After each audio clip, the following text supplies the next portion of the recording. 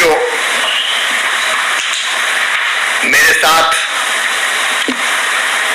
गृह और स्वास्थ्य मंत्री नरोत्तम जी हैं, कृषि मंत्री श्री कमल पटेल जी हैं, हमारे सिंचाई मंत्री भाई तुलसी सिलावट जी हैं, हमारी आदिम जाति कल्याण विभाग की मंत्री बहन सुश्री मीना सिंह जी है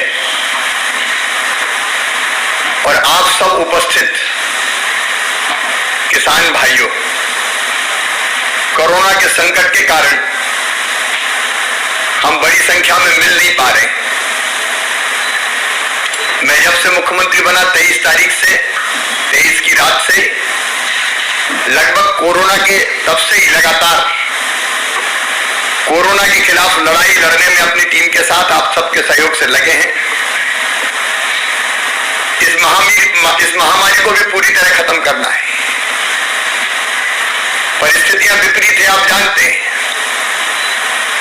सरकार के खजाने में टैक्स नहीं आ रहा, अनेकों तरह की दिक्कतें हैं, लेकिन तब भी हमने ये फैसला किया है कि गरीब और किसान को कोई दिक्कत नहीं आने देंगे। और इसलिए किसान भाइयों, हमने फैसला किया कि 0% ब्याज पर किसान को कर्जा जारी रखा जाएगा। उसकी तिथि भी बढ़ा दी थी 31 मई तक। उसके लिए लगभग 38 करोड़ रुपया ब्याज का अलग से हमने किसानों की तरफ से सरकार के खजाने से जमा किया। हमने ये भी तय किया कि किसान की फसल की खरीदी ढंग से अब करेंगे। और इसलिए मुझे बताती हूँ खुशी है कि कल अकेले एक दिन में 3,18,000 मीट्रिक टन 58,000 किसानों से गेहूं खरीदा था। पूरे प्रदेश में अब तक 20 लाख किसानों में से 5,65,000 किसानों से 28 लाख मीट्रिक टन गेहूं खरीद चुके हैं और किसानों को लगभग 2,000 करोड़ रुपए का भुगतान भी किया जा चुका है, जो उसके खाते में आने लगेगा। हमने ये भी तय किया है कि चना, मसूर और सरसों की खरीदी भी किसान भाइयों की जाएगी। आर्थिक संकट है, लेकिन किसानों की जिंदगी खतरे में नहीं पड़ने देंगे। एक और बड़ी बात थी,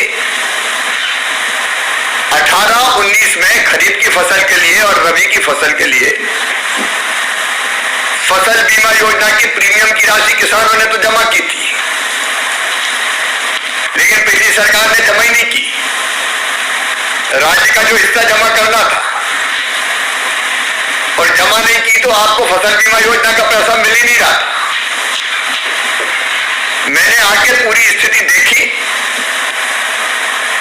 और मार्च के अंत में राज्यांश लगभग 2200 करोड़ रुपया संकट के समय, राज्य का अंश 2,200 करोड़ रुपया हमने जमा कर दिया प्रीमियम का। और आज उसी का परिणाम है कि लगभग 15 लाख किसानों को खरीफ 18 और रबी 19 के लगभग 2,980 करोड़ से ज्यादा रुपया उनके खाते में जाएगा। अब इस समय आसान नहीं था, लेकिन किसान को तो पसीने की पूरी कीमत देनी पड़ेगी। खेती आधार है मध्य प्रदेश का, हमारे देश का, और ये कठिन समय में भी ये पैसे निकाले और प्रीमियम के रूप में जमा किए हमने। इसलिए आज फसल बीमा योजना का लाभ मध्य प्रदेश में लगभग 15 लाख किसानों को मिलेगा। 15 लाख किसानों के खाते में ये पैसा जाएंगे। जिन किसानों के खाते में ये पैसा जा रहे हैं उनको मैं बधाई देता हूं। और और आश्वस्त करते हैं हम सब मिलके कि ये सरकार आपकी सरकार है, किसानों के कल्याण में कोई कसर नहीं छोड़ेगी। एक और फैसला हमने किया है मंडी एक्ट में संशोधन का। अभी किसान की मजबूरी थी कि मंडी में जाके ही उसको अपना माल बेचना पड़ता था, लेकिन हमने मंडी तो चालू रखने का फैसला किया ही है।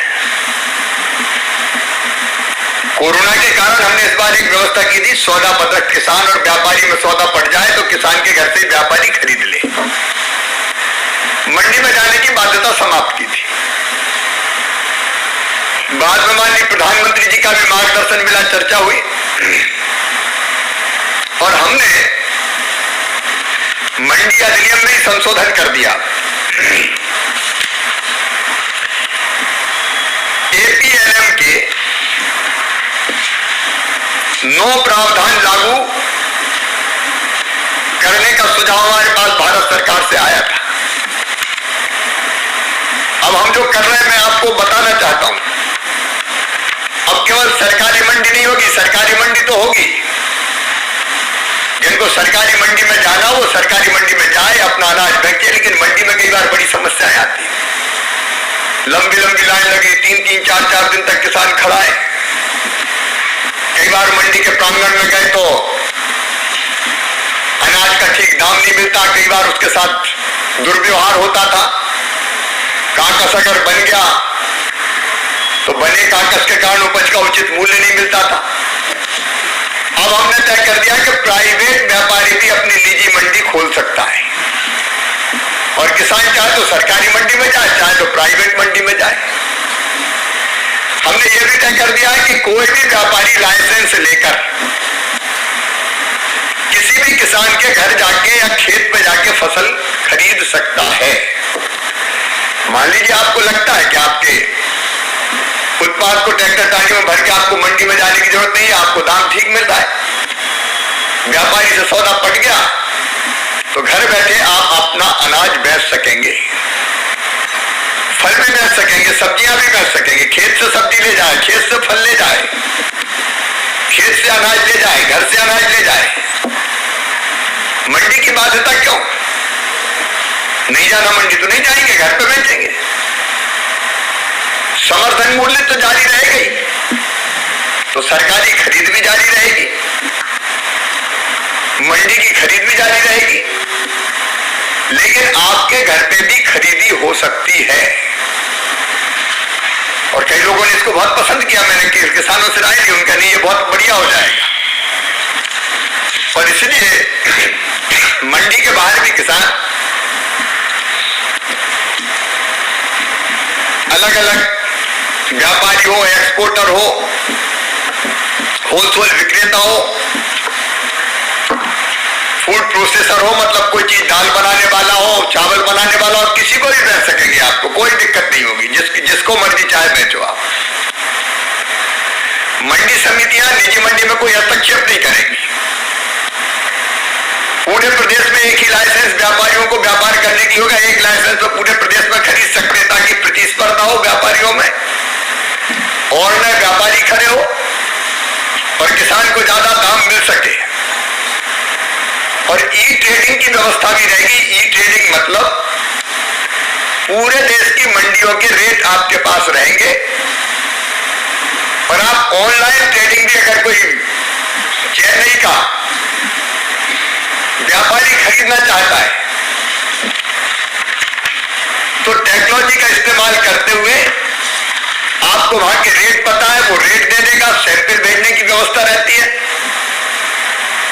और उस पर आप घर बैठे अपने अनाज का सौदा कहीं भी कर सकेंगे देश भर में, जहां दाम अच्छा मिले आपको। ये अत्याधुनिक व्यवस्था है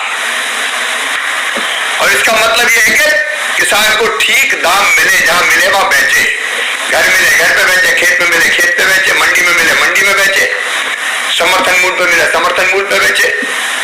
और ई ट्रेडिंग के माध्यम से दूसरे प्रदेश के किसी व्यापारी को बेचना तो उसको बेचे। हमारी कोशिश ये है कि अधिक प्रतिस्पर्धी व्यवस्था बना के किसान को ठीक दाम मिल जाए, ये कोशिश है। आज तो आप सबको बहुत बहुत बधाई, आपके खाते में पैसा पहुंचना शुरू हो गया है। आगे भी सरकार किसानों के हितों का ध्यान रखेगी। बहुत बहुत धन्यवाद।